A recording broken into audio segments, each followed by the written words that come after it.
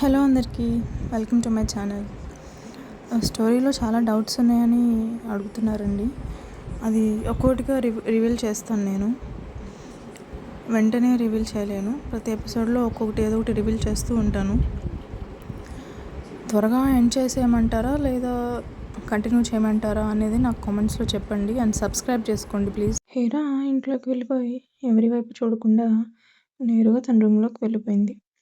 Window దగ్గర నిల్చుని రుద్రగారు అక్కడి నుంచి వెళ్ళిపోయేంత వరకు చూస్తూనే ఉంది.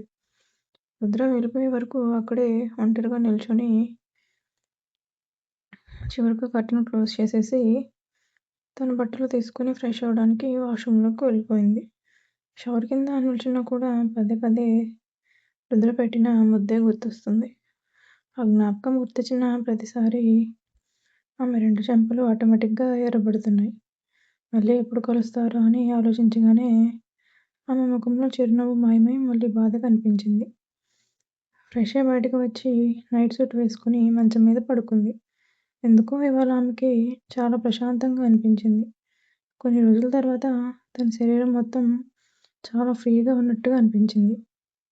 ఇన్ని రోజులుగా గుండెల్లో పెరిగిపోయిన భారమంతా దిగిపోయినట్టుగా ఆమె హార్ట్ కూడా చాలా లైట్గా అనిపించింది.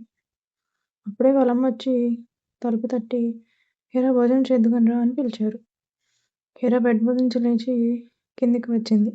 తానే స్వయంగా వడ్డించుకుని భోజనం చేస్తూ ఉంది. ఎదురుగా వాళ్ళ అమ్మ నాన్న కూడా కూర్చొని తింటున్నారు. వాళ్ళ అమ్మ నాన్న ఇద్దరూ హీరానే గమనిస్తూ ఉన్నారు. హీరా మాత్రం తల కూడా ఎత్తకుండా వాళ్ళ వైపు చూడకుండా భోజనం చేసేసింది. వాటర్ బాటిల్లో నీళ్ళు నింపుకొని ఎవరి వైపు చూడకుండా మెట్లెక్కి తన రూమ్కి వెళ్ళిపోయింది. రూమ్లోకి వెళ్ళి బాల్కనీ డోర్ ఓపెన్ చేసి కొంచెం వాక్ చేద్దామని బాల్కనీలోకి వచ్చింది. బయటికి రాగానే చల్లని గాలి ఆమె ముఖాన్ని తాకింది. ఆ గాలిని ఆస్వాదిస్తూ హీరా పరవశంగా కళ్ళు మూసుకుంది. ఆమె పెదవులపై తెలియకుండానే చిన్న చిరునవ్వు మెరిసింది. అక్కడే ఉన్న చైర్లో కూర్చొని ఆ వెదర్ని ఎంజాయ్ చేస్తూ ఉంది. ఆకాశంలో చంద్రుడు, చుట్టూ మెరుస్తున్న నక్షత్రాలు, వాటిని చూస్తూ కొంతసేపు కళ్ళు మూసుకుని కూర్చుంది. ఎన్ని రోజుల తర్వాత తన చుట్టూ ఉన్న ప్రపంచం మళ్ళీ గుర్తొచ్చినట్టుగా అనిపించింది. ప్రకృతిని ఆస్వాదిస్తూ చాలా ప్రశాంతంగా ఉంది. కాసేపటి తర్వాత ఏదో అలకడి అనిపించడంతో చైర్లోంచి లేచి అక్కడే నిలబడి నెమ్మదిగా వాక్ చేస్తూ ఉంది. అలా నడుస్తున్నప్పుడు తన ఇంటికి కొంచెం దూరంలో ఎవరో ఒక వ్యక్తి నిల్చొని ఉన్నట్టు కనిపించింది. మొదట రుద్రగారేమో అనుకుంది. కానీ కాస్త జాగ్రత్తగా చూసేసరికి లేదు, రుద్రగారులా లేరు అనుకుంది. ఎవరా అని గమనిస్తూ ఉండగా ఆ వ్యక్తి సిగరెట్ తాగుతూ ఆ ఇంటి వైపే చూస్తూ ఉన్నాడు. హీరాకి ఒక్కసారిగా వణుకు పుట్టింది. అతను ఎందుకు ఇక్కడి నుంచి కదలట్లేదు అనుకుంటూ కొంచెం పక్కకు వెళ్ళి నిలబడింది. ఆ వ్యక్తి కూడా ఆమె కదిలిన వైపే పక్కకు జరిగాడు. ఇప్పుడు అతను నేరుగా ఆమె వైపే చూస్తున్నట్టుగా అనిపించింది. హీరాకి భయం మరింత పెరిగింది. వెంటనే రుద్రకి కాల్ చేయాలని చూసింది. కానీ ఆమె దగ్గర ఫోన్ లేదు. ఆమె గుండె చాలా గట్టిగా కొట్టుకోవడం మొదలైంది. ఎందుకు ఎలా జరుగుతుందో ఆమెకి అర్థం కావడం లేదు. కానీ ఏదో చెడు జరగబోతుందని మాత్రం ఆమె మనసు గట్టిగా చెబుతుంది. ఇప్పుడు రుద్రగారికి చెప్పాలి అని అనుకుంది. కానీ ఫోన్ లేకపోవడంతో ఆమెకి మరింత భయంగా అనిపించింది. ఒకవేళ ఏదైనా జరిగితే మళ్ళీ రుద్రగారికి దూరం అయిపోతానా అనుకున్న క్షణమే ఆమె గుండె ఒక్కసారిగా బరువెక్కింది. ఇక అక్కడ ఒక్క నిమిషం కూడా ఉండకూడదని నిర్ణయించుకొని వెంటనే రూమ్లోకి వెళ్ళిపోయింది. బాల్కనీ డోర్ మూసి లాక్ వేసింది. ఆ కీని తీసుకొచ్చి దిండు కింద పెట్టుకుంది. తన సేఫ్టీ కోసం వార్డ్రోబ్లో ఉన్న ఒక కత్తిని తీసుకొచ్చి పిల్లో కింద పెట్టుకుంది. రూమ్ డోర్ కూడా మూసి తాళం వేసింది. ఆ తర్వాత దానికి ఎదురుగా ఒక బరువైన టేబుల్ జరిపి పెట్టింది. మళ్ళీ వాష్రూమ్ డోర్ కూడా మూసి లాక్ వేసింది. ఇవన్నీ చేసిన తర్వాత తిరిగి మంచం మీద పడుకుంది. కానీ నిద్ర మాత్రం రావడం లేదు. ఎప్పుడైనా ఎవరైనా వచ్చి తలుపు తడతారేమో అనే భయం ఆమెని చుట్టుముట్టింది. ఆ భయంతో కూడా ఆమెకి పదే పదే రుద్రే గుర్తొస్తున్నాడు. ఇప్పుడు ఆయన ఇక్కడ ఉంటే అని అనిపించింది. కానీ ఏం చేయలేని పరిస్థితి. ఎలాగైనా ఉదయం అయ్యాక ఫోన్ తీసుకుని వందన దగ్గర రుద్రకి ఒకసారి కాల్ చేసి మాట్లాడాలని నిర్ణయించుకుంది. అలా ఆలోచిస్తూ ఉండగానే తెలియకుండానే నెమ్మదిగా నిద్రలోకి జారుకుంది. అదే సమయంలో ఆమె ఇంటి బయట ఆమెని గమనిస్తున్న ఆ వ్యక్తి మాత్రం ఇంకా అక్కడే ఉన్నాడు. సిగరెట్‌లో మిగిలిన చివరి పఫ్‌ని నెమ్మదిగా తీసుకొని పొగను గాల్లోకి వదిలాడు. అతని కళ్ళు ఎర్రగా మండుతున్నాయి. సిగరెట్‌ని కింద పడేసి తన షూలతో గట్టిగా స్మాష్ చేశాడు. ఆ తర్వాత తన షర్ట్ స్లీవ్స్‌ని పైకెత్తుకున్నాడు. నడుంపై చేతులు పెట్టుకుని హీరో రూమ్ వైపే చూస్తూ క్రూరంగా నవ్వుకున్నాడు. ఆ నవ్వులో ఏదో తెలియని ప్రమాదం దాగి ఉంది. తర్వాత నెమ్మదిగా తన కారు దగ్గరకు వెళ్ళాడు. కార్ డోర్ ఓపెన్ చేసి లోపల కూర్చున్నాడు. ఇంజిన్ స్టార్ట్ చేసి కొన్ని క్షణాలు హీరో రూమ్ వైపే చూస్తూ ఉండి కార్‌ని స్టార్ట్ చేసి అక్కడి నుంచి వెళ్ళిపోయాడు. వందన తన స్కూటీపై ఇంటికి వెళ్తూ ఉంది. కానీ ఆమె మెదడంతా మాత్రం కొద్దిసేపటి క్రితం చూసిన సీన్‌ని పదే పదే గుర్తు చేసుకుంటోంది. సోనీ, వినయ్ ఇద్దరూ చాలా క్లోజ్‌గా నిలబడి మాట్లాడుకున్న సీన్ ఆమె కళ్ళ ముందు రీల్‌లా తిరుగుతూనే ఉంది. ఎందుకో సోనీని మొదటిసారి చూసినప్పటి నుంచే వందనకి ఆమె నచ్చలేదు. ఆమెను చూస్తేనే ఏదో నెగెటివ్ వైబ్స్ వచ్చినట్టుగా అనిపించింది. ఈ అమ్మాయికి కొంచెం దూరంగా ఉంటేనే మంచిది అనుకుంది వందన. అదే సమయంలో వినయ్ గుర్తొచ్చాడు.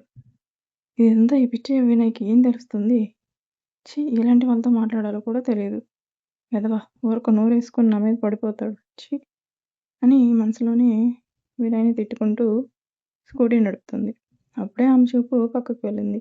అక్కడ ఒక పెద్ద లగ్జరీ కారు కనిపించింది. కారులో సోనీ ఉంది. కానీ ఆమెతో పాటు ఇంకొక వ్యక్తి కూడా ఉన్నాడు. వందన అనుకోకుండా ఆ వైపు చూసింది. సోనీ ఆ వ్యక్తి పక్కన చాలా క్లోజ్‌గా కూర్చొని అతనితో మాట్లాడుతూ ఉంది. అతను కూడా ఆమెతో చాలా చనువుగా ప్రవర్తిస్తూ మధ్య మధ్యలో ఆమెని తాకుతూ ఉన్నాడు. సోనీ కూడా అతన్ని ఆపకుండా అతనితో అదే చనువుతో మాట్లాడుతుంది. ఆ సీన్ చూసిన వందన ఒక్కసారిగా కళ్ళు పెద్దవి చేసింది. అమ్మో!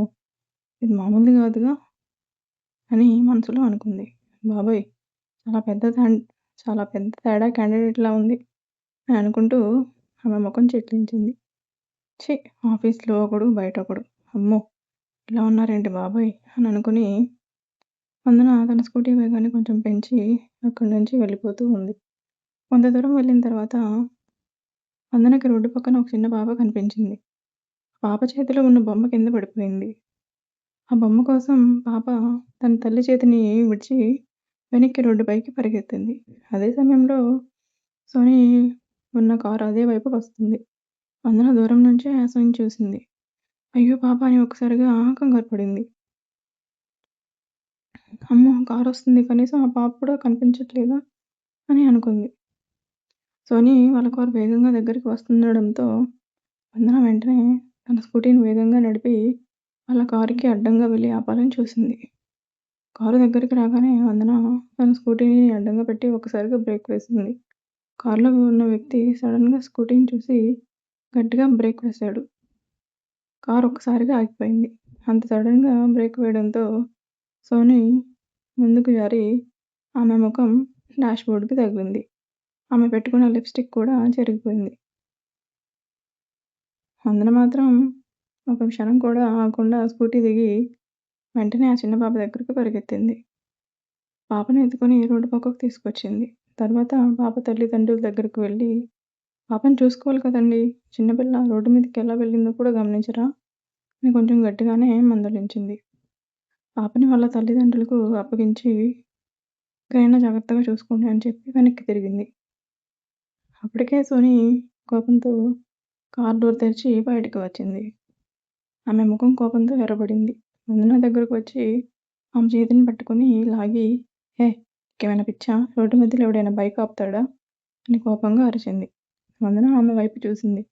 అప్పుడే సోనీ పక్కన ఉన్న వ్యక్తి కూడా కారు దిగి వచ్చాడు. అతను చాలా కూల్‌గా, "కూల్ సోనీ ఎందుకలా అరుస్తున్నావు? చిన్న పాప కదా అందుకే హెల్ప్ చేయడానికి వచ్చిందేమో" అని చెప్పాడు.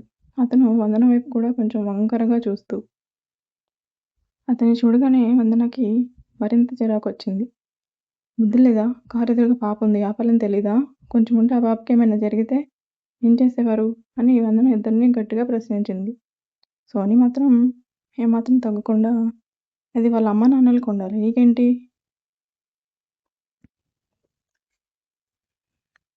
నీకేంటి అని నోరు మూసుకొని దొబ్బ ఇక్కడి నుంచి అని అహంకారంగా ఉంది. వందన ఆమె దగ్గరకు వెళ్ళి ఆమె ముందు చిటికేసి అసహ్యంగా చూస్తూ, ఒక ఆడదానికి తెలుస్తుంది పిల్లల బాధ ఏంటో, పిల్లల్ని కాపాడాలనే బాధ్యత ఏంటో, కానీ నీలో ఆడదానికి ఉండాల్సిన లక్షణం ఒక్కటి కూడా లేదని ఇప్పుడే అర్థమవుతుంది. అందుకే నీకు ఏమి ఎలా తెలుస్తాయి అని ఏమాత్రం తగ్గకుండా సమాధానం ఇచ్చింది. సోని కోపంతో పళ్ళు బిగించి హోల్డ్ యువర్ టంగ్ అని వందన మీదకు దూసుకొచ్చింది. వెంటనే వందన ఆమె ఛాతీపై చెయ్యి పెట్టి వెనక్కి నెట్టింది. సోని వెనక్కి వెళ్ళి కారు మీద పడింది. వందన ఆమె వైపు కోపంగా చూస్తూ, రోడ్డుపై ఎలా బిహేవ్ చేయాలో కూడా తెలియదా? ఇంకోసారి పిల్లల్ని తక్కువ చేసి మాట్లాడుకో, అది నీ జీవితంలోనే పెద్ద తప్పు అవుతుంది అని గట్టిగా వార్నింగ్ ఇచ్చింది. ఆ తర్వాత అక్కడి నుంచి తన స్కూటీ దగ్గరికి వెళ్ళి స్కూటీ స్టార్ట్ చేసి ఇంటికి బయలుదేరింది. సోని మాత్రం వందన వెళ్ళిపోతున్న వైపే కోపంగా చూస్తూ కారులో కూర్చుంది. ఆమె బాయ్ ఫ్రెండ్ మాత్రం చాలా కూల్ డార్లింగ్, ఎందుకంత ఫ్రస్ట్రేట్ అవుతున్నావు, కూల్, జస్ట్ లీవ్ ఇట్ అని ఆమెను శాంతింపచేయడానికి ప్రయత్నించాడు. కానీ సోనికి మాత్రం వందన మీద కోపం తగ్గలేదు. వందన వెళ్ళిపోయిన వైపే చూస్తూ, నోరు మూసుకొని వెళ్ళకుండా ఎంత ఓవరాక్షన్ చేస్తుంది ఈడియట్ గర్ల్ అని ఎంతో కోపంగా అంటూ అతనికి 4 చివాట్లు పెట్టింది. ఆ తర్వాత వాళ్ళు కూడా అక్కడి నుంచి కారులో వెళ్ళిపోయారు. వందన ఇంటికి చేరుకుంది. స్కూటీని పార్క్ చేసి ఇంట్లోకి వెళ్ళింది. బెడ్పై కూర్చొని ఇవాళేంటో ఎవరి ముఖం చూశానో ఏంటో అన్నీ నాకే జరుగుతున్నాయి అని చిరాగ్గా అనుకుంది. తర్వాత ఫ్రెష్ అవ్వడానికి వెళ్ళింది. ఫ్రెష్ అయ్యి వచ్చి కాఫీ తీసుకుని బాల్కనీలో కూర్చుంది. అక్కడ కూర్చున్న వెంటనే వినయ్ గుర్తొచ్చాడు. వెంటనే ఆమెకి ఉదయం జరిగిన విషయం గుర్తొచ్చింది. రేపు చెప్తాను ఈ వెధవ అని అనుకుంది. తర్వాత వినయ్ షర్ట్ తీసుకుంది. అతని షర్ట్ని అరేంజ్ చేస్తూ ఉండగా కావాలని ఐరన్ బాక్స్తో షర్ట్ వెనుక భాగంలో ఐరన్ బాక్స్ షేప్ పడేలా కాల్చేసింది. ఆ తర్వాత ఒక పెద్ద స్కెచ్ పెన్ తీసుకుని ఆ హోల్ కింద పొర పిచ్చి బత్తాయి అని రాసింది. అది చూసి వందన 2 నిమిషాలు నవ్వుకుంది. తర్వాత షర్ట్ని నీట్గా ప్యాక్ చేసి తన బ్యాగ్లో పెట్టుకుంది. రేపు చూసి ఏమైపోతాడో పాపం పిచ్చి బత్తాయి అని మనసులోనే నవ్వుకుంటూ తన పనులు పూర్తి చేసుకుని తర్వాత వందన తన అమ్మ నాన్నలతో కలిసి డిన్నర్ చేసింది. అందరూ సరదాగా మాట్లాడుకుంటూ భోజనం చేస్తున్నారు. అప్పుడే వాళ్ళమ్మ, వందన నీకు మ్యాచ్ వచ్చిందమ్మా, చూడమంటావా, అబ్బాయి చాలా మంచోడు, చాలా బాగా సంపాదిస్తున్నాడు అని చెప్పింది. అది వినగానే వందనకి చిరాకు వచ్చింది. అమ్మా, నీకు పెళ్లి తప్ప ఇంకా వేరే ధ్యాసే లేదా అని తల్లిని మందలించింది. అయినా వాళ్ళమ్మ నవ్వుతూనే ఉంది.